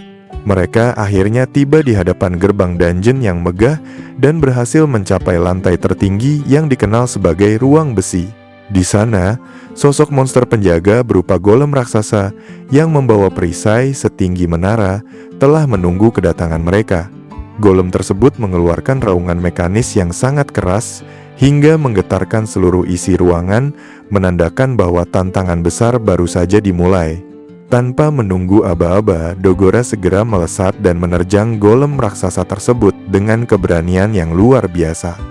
Ia mengayunkan kapak besarnya dengan sekuat tenaga, mengerahkan seluruh energi fisik dan kedalaman jiwanya dalam satu serangan pamungkas yang ia sebut sebagai Zenshin Zenrei. Hantaman kapak orichalcum tersebut menghasilkan benturan yang memekakkan telinga dan memicu getaran hebat di lantai dungeon. Kekuatan serangan Dogora terbukti sangat dahsyat, karena sebagian besar tubuh golem penjaga yang terbuat dari logam keras itu hancur berantakan akibat hantaman satu kali serangannya. Setelah golem penjaga tersebut tumbang dan hancur, Dogora mengeluarkan teriakan kegirangan karena merasakan lonjakan energi yang menandakan kenaikan levelnya. Di sisi lain, Kurena tampak menunjukkan ekspresi sedikit iri sambil menggembungkan pipinya melihat kemajuan level Dogora yang pesat. Meirelles, yang bertindak sebagai pengamat strategis, mencatat bahwa meskipun tim ini hanya terdiri dari 4 orang, mereka sudah memiliki kekompakan dan ketangguhan yang cukup untuk menaklukkan musuh-musuh di dungeon peringkat tertinggi ini. Meirelles juga tampak menghembuskan napas lega karena pertempuran pembuka berjalan sesuai dengan strategi yang telah disusun.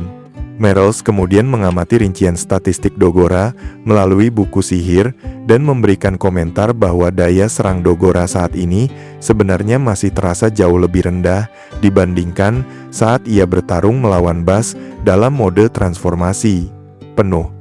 Allen memberikan penjelasan teknis bahwa fenomena tersebut terjadi karena kekuatan perlindungan atau Divine Protection dari Dewi Freya memang belum pulih ke kondisi puncaknya.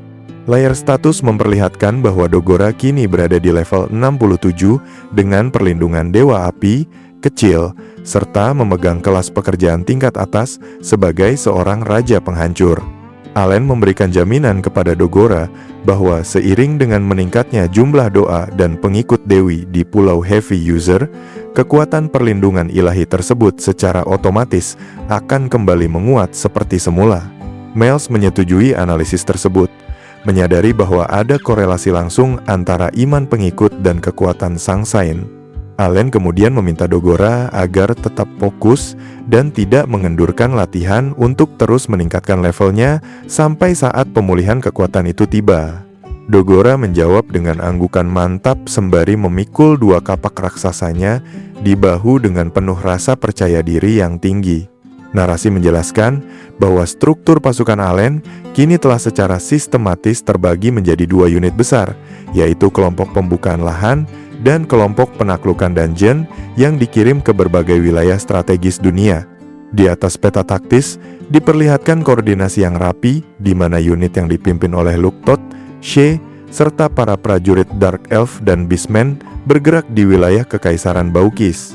Sementara itu, kelompok utama lainnya telah bersiaga di Kerajaan Latas untuk mempersiapkan operasi besar berikutnya guna menghadapi ancaman Raja Iblis. Di pusat pemerintahan Kekaisaran Baukis, She dan Luktot terlihat sedang menjalani prosedur birokrasi yang formal dengan perwakilan tinggi kerajaan atau pihak kuil. Kehadiran mereka di sana adalah untuk menyerahkan batu prasasti suci yang berhasil mereka ambil dari dungeon peringkat S di wilayah Baukis sebagai bukti kualifikasi. Berkat keberhasilan misi tersebut, kelompok mereka kini telah mengantongi izin resmi dari Kekaisaran untuk beraktivitas secara bebas dan melakukan mobilisasi militer di seluruh wilayah kedaulatan Baukis tanpa hambatan. Beberapa hari kemudian, latar cerita berpindah ke suasana kota akademi yang dinamis di wilayah Kerajaan Latash. Di sana, muncul sosok Mash, adik laki-laki Allen, yang tampak sangat ceria, mengenakan seragam akademi kebanggaannya, sembari menggenggam sebuah tombak latihan. Narasi memberikan catatan kecil yang menjelaskan bahwa Mash kini telah resmi memulai masa studinya dan aktif mengikuti kegiatan akademis di institusi tersebut, memulai jalannya sendiri untuk menjadi seorang ksatria yang hebat seperti kakaknya. Allen tiba di depan sebuah gedung mewah yang berdiri megah di kawasan elit kota akademi bersama Cecil, Sophie, dan rekan-rekan lainnya. Dengan raut wajah puas, Allen mengumumkan bahwa mereka telah berhasil membeli kembali markas besar yang sama dengan yang pernah mereka tempati sebelumnya sebagai tempat bernaung. Perwakilan tim melaporkan bahwa selain markas utama, mereka juga telah berhasil menyewa dan mengatur beberapa rumah mewah di area sekitar guna menampung hingga 500 orang personel pasukan yang bertugas mengawal wilayah tersebut. Saat tengah asyik berbincang mengenai rencana pengaturan markas di depan gedung tersebut, perhatian Allen dan Cecil tiba-tiba teralih oleh suara langkah kaki dan sapaan dari arah belakang mereka. Seseorang menyapa mereka dengan ramah sembari memperhatikan jumlah rekan Allen yang kini tampak jauh lebih banyak dari pertemuan terakhir mereka. Cecil menunjukkan ekspresi yang sangat terkejut saat mengenali sosok yang menyapa mereka itu. Ia tampak bingung dan bertanya-tanya di dalam hati mengenai alasan mengapa orang tersebut bisa berada di kota akademi pada waktu yang sama. Sosok tersebut ternyata adalah Thomas, kakak laki-laki dari Cecil, yang muncul dengan penampilan yang rapi. Namun, yang menarik perhatian adalah sosok gadis kecil yang berdiri di sampingnya sembari membawa sebuah kapak besar yang tampak berat. Thomas menyapa rombongan Allen dengan nada yang sangat akrab dan santun. Sementara itu, rekan-rekan Allen yang lain, seperti Sophie dan Merles, hanya bisa menatap dengan pandangan bingung, sembari bertanya-tanya mengenai identitas sebenarnya dari gadis kecil bersenjata berat yang mendampingi Thomas tersebut. Gadis kecil yang membawa kapak besar tersebut tidak membiarkan rasa penasaran mereka bertahan lama. Ia segera memperkenalkan dirinya dengan penuh percaya diri sebagai Putri Leilana dari Kerajaan Latash. Dengan senyuman lebar yang ceria, ia menyapa Allen secara pribadi dan menyebutnya sebagai kakak dari Mesh, serta memberikan pujian atas reputasi Allen sebagai seorang petualang peringkat S yang namanya sudah sangat terkenal di seluruh pelosok kerajaan. Sophie dan anggota tim lainnya tidak dapat menyembunyikan keterkejutan mereka saat mengetahui bahwa gadis kecil di hadapan mereka adalah seorang anggota keluarga kerajaan. Thomas kemudian memberikan penjelasan tambahan bahwa sebenarnya Mesh dan Putri Leilana berada di kelas yang sama di akademi, sehingga mereka sering berinteraksi. Leilana pun menanggapi dengan berkomentar jujur bahwa meskipun ia tahu Mesh dan Allen adalah saudara kandung, ia merasa kedua bersaudara tersebut sama sekali tidak memiliki kemiripan fisik satu sama lain setelah mengamati mereka secara bergantian. Suasana yang tadinya formal mendadak berubah menjadi heboh ketika Putri Leilana tiba merangkul lengan Thomas dengan sangat erat, sementara aura bunga-bunga cinta yang ceria tampak bermekaran di sekelilingnya. Dengan nada yang sangat riang, Leilana menyatakan bahwa wajar jika mereka terlihat sangat dekat karena mereka saat ini sedang menjalin hubungan asmara atau berpacaran secara resmi. Thomas yang mendapatkan tindakan tiba tersebut tampak sangat panik dengan wajah memerah, berusaha keras untuk menjelaskan situasi sebenarnya kepada Allen dan kawan-kawan agar tidak terjadi kesalahpahaman yang lebih jauh. Suasana di depan markas mendadak berubah menjadi sangat canggung ketika Putri Leilana dengan rona merah di pipinya meminta Thomas untuk menanggalkan panggilan formal dan mulai memanggilnya dengan nama Leila saja. Permintaan yang diucapkan dengan nada sangat manja itu membuat Thomas merasa sangat malu hingga wajahnya memanas. Ia bahkan memohon kepada Allen agar berhenti menatapnya dengan tatapan menyelidik yang menghakimi. Allen sendiri hanya bisa terdiam membisu, mencoba memproses informasi tersebut, sembari menghitung dalam hati bahwa jarak usia di antara Thomas dan gadis kecil di depannya itu terpaut sekitar 5 tahun, sebuah fakta yang membuatnya sulit untuk memberikan reaksi yang tepat. Kesunyian singkat itu pecah seketika saat hampir seluruh anggota tim Allen, mulai dari Dogora hingga Kurena, berteriak kaget secara serentak dengan suara yang sangat lantang hingga mengguncang suasana di sekitar gedung. Pengakuan tentang hubungan asmara yang tak terduga ini benar-benar di luar nalar mereka.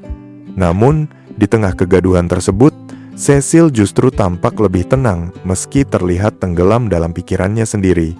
Ia bergumam pelan sembari merenung, menyadari bahwa ternyata di tengah situasi dunia yang genting dan penuh ancaman ini, aura masa muda yang dipenuhi percintaan tetap memiliki cara tersendiri untuk bersemi secara alami.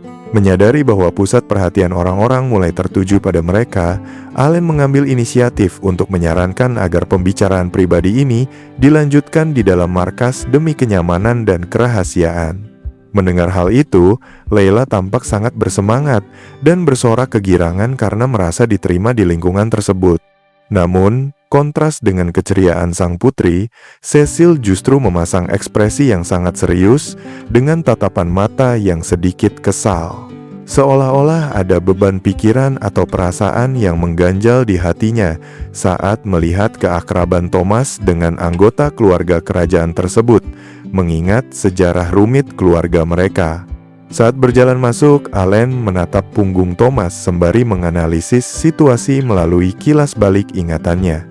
Ia menyadari sepenuhnya bahwa pria di depannya ini adalah putra dari bangsawan yang menjadi otak di balik penculikan Cecil di masa lalu. Namun, Allen mampu menilai secara objektif bahwa Thomas memiliki kepribadian yang jauh berbeda dari ayahnya. Tidak ada aura niat jahat atau kelicikan yang terpancar dari dirinya. Thomas kemudian menjelaskan lebih detail mengenai tugas kenegaraan yang sedang berjalan, di mana Kiel telah dijadwalkan secara resmi oleh pihak kerajaan untuk menemani Layla ke medan perang sebagai penyihir pemulih utama demi memastikan keselamatan sang putri. Cecil akhirnya membuka suara dan memanggil nama kakaknya, Thomas, dengan nada yang menuntut penjelasan. Thomas segera merespons dengan memohon kepada Cecil agar tidak menaruh rasa curiga atau menyalahkan Layla atas dosa-dosa keluarga mereka di masa lalu, karena menurutnya Layla adalah sosok yang tidak tahu apa-apa dan tidak berkaitan dengan masalah tersebut. Allen yang mengamati interaksi saudara tersebut menyadari betapa rumitnya perasaan Thomas sebagai seorang Viscount yang terjepit di antara kewajiban kepada kerajaan dan rasa bersalah kepada adiknya sendiri. Meskipun terlihat berat, Thomas akhirnya mengangguk mantap, menunjukkan bahwa ia sudah menerima konsekuensi dari keadaan ini. Layla yang tidak menyadari ketegangan antara kakak beradik itu, mulai bercerita dengan riang tentang awal mula kisah cintanya. Ia mengenang pertemuan pertama mereka di sebuah pesta dansa kerajaan saat ia masih berusia 9 tahun, di mana sosok Thomas sudah menarik perhatiannya. Hubungan itu semakin dalam ketika sejak musim dingin tahun lalu, Thomas secara resmi datang ke kediamannya untuk menjadi guru privat bagi sang putri.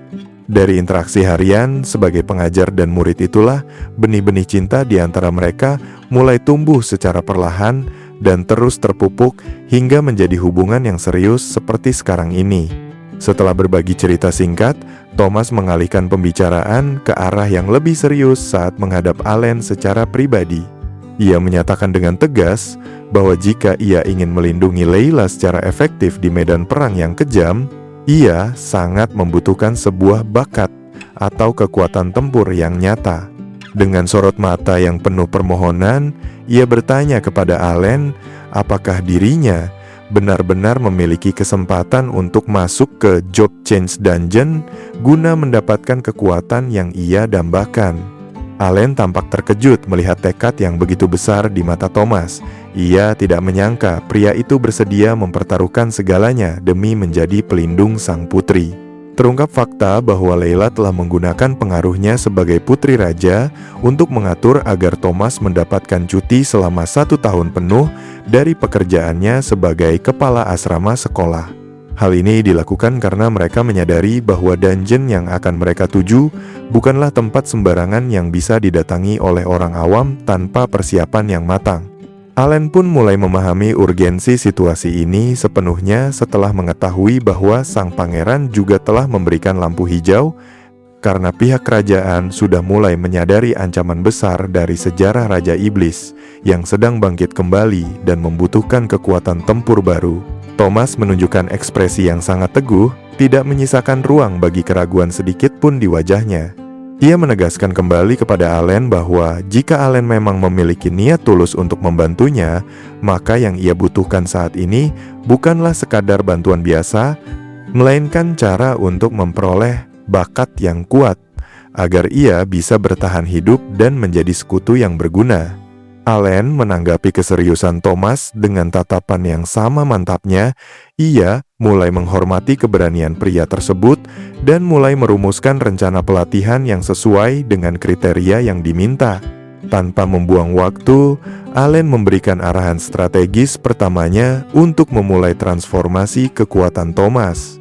Ia menginstruksikan Thomas untuk bergabung dengan pasukan elf guna melakukan penaklukan atau raid pada dungeon kelas C sebagai tahap awal pelatihan fisik dan mental. Langkah ini dirancang untuk mengasah kemampuan dasar Thomas sebelum melangkah ke tantangan yang lebih berbahaya. Thomas menjawab instruksi tersebut dengan suara yang lantang dan penuh semangat, menunjukkan tekad bulat untuk menjalani setiap proses latihan keras yang akan diberikan oleh Allen. Di penghujung pembicaraan, Layla menjelaskan bahwa karena jadwal pelajarannya di akademi masih sangat padat, ia hanya bisa ikut mendampingi Thomas ke dungeon saat akhir pekan saja. Sebagai bentuk dukungan, ia menawarkan gedung mewah tersebut untuk digunakan sepenuhnya oleh Thomas dan tim Allen sebagai markas operasi pusat mereka.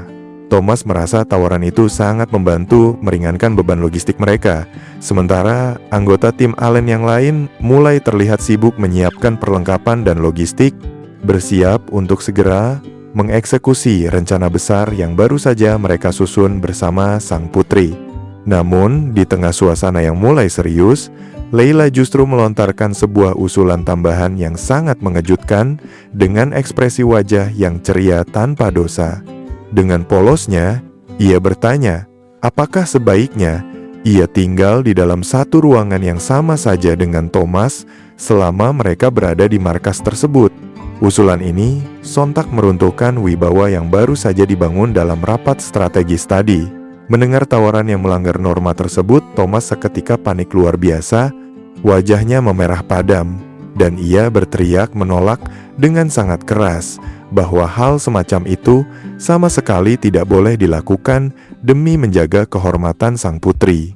Sementara itu, di sudut ruangan, Cecil hanya bisa memijat pelipisnya dan menghela napas panjang dengan ekspresi yang sangat lelah. Ia tampak sangat terganggu, sekaligus jengah melihat tingkah laku kakaknya dan sang putri yang terkadang bersikap sangat kekanak-kanakan di saat-saat penting seperti ini. Guna meredakan situasi, Thomas mencoba mengalihkan pembicaraan dengan menanyakan apakah ia diperbolehkan menggunakan 4 ruangan lainnya untuk menampung tim pengawal Layla. Allen segera menyetujui hal tersebut dan berjanji akan segera berbicara dengan pasukan elf untuk mengatur pembagian ruang dan penjagaan. Allen membatin bahwa memberikan bantuan dan perlindungan kepada sang putri adalah langkah diplomasi yang sangat bagus bagi masa depan pasukan Allen, terutama dalam membangun hubungan yang lebih kuat dengan pihak kerajaan Latash. Setelah seluruh detail koordinasi di markas selesai disepakati, Allen menghampiri rekan-rekan setimnya yang sedang bersiaga di area luar.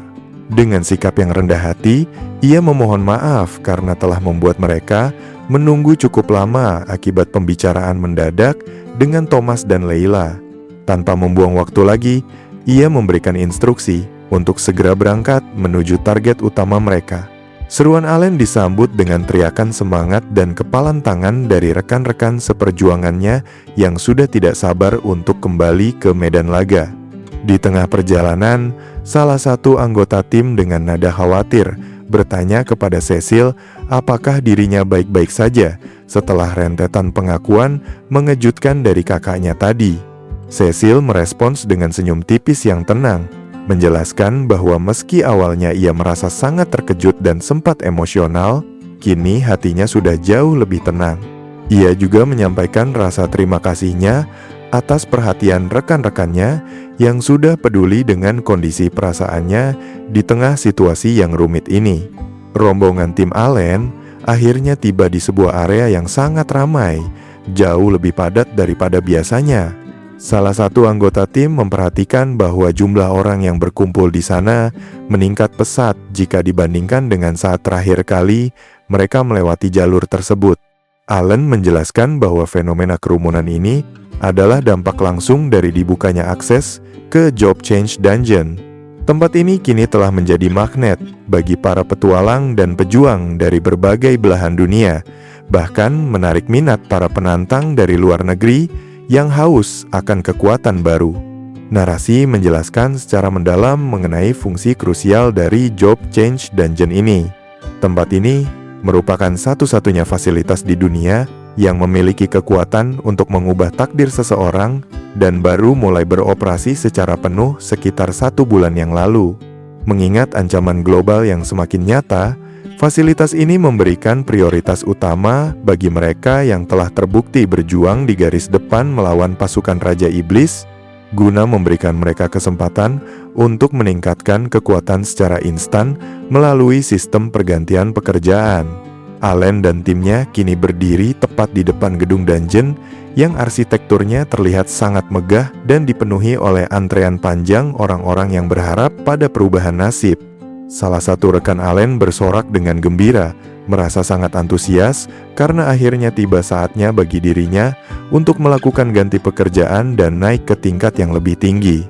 Allen mengangguk mantap menyetujui semangat rekannya itu, sembari menyusun rencana untuk sekaligus melakukan verifikasi lapangan dan pengujian sistem di dalam dungeon tersebut, guna memastikan kekuatan timnya berada pada level maksimal sebelum perang besar meletus.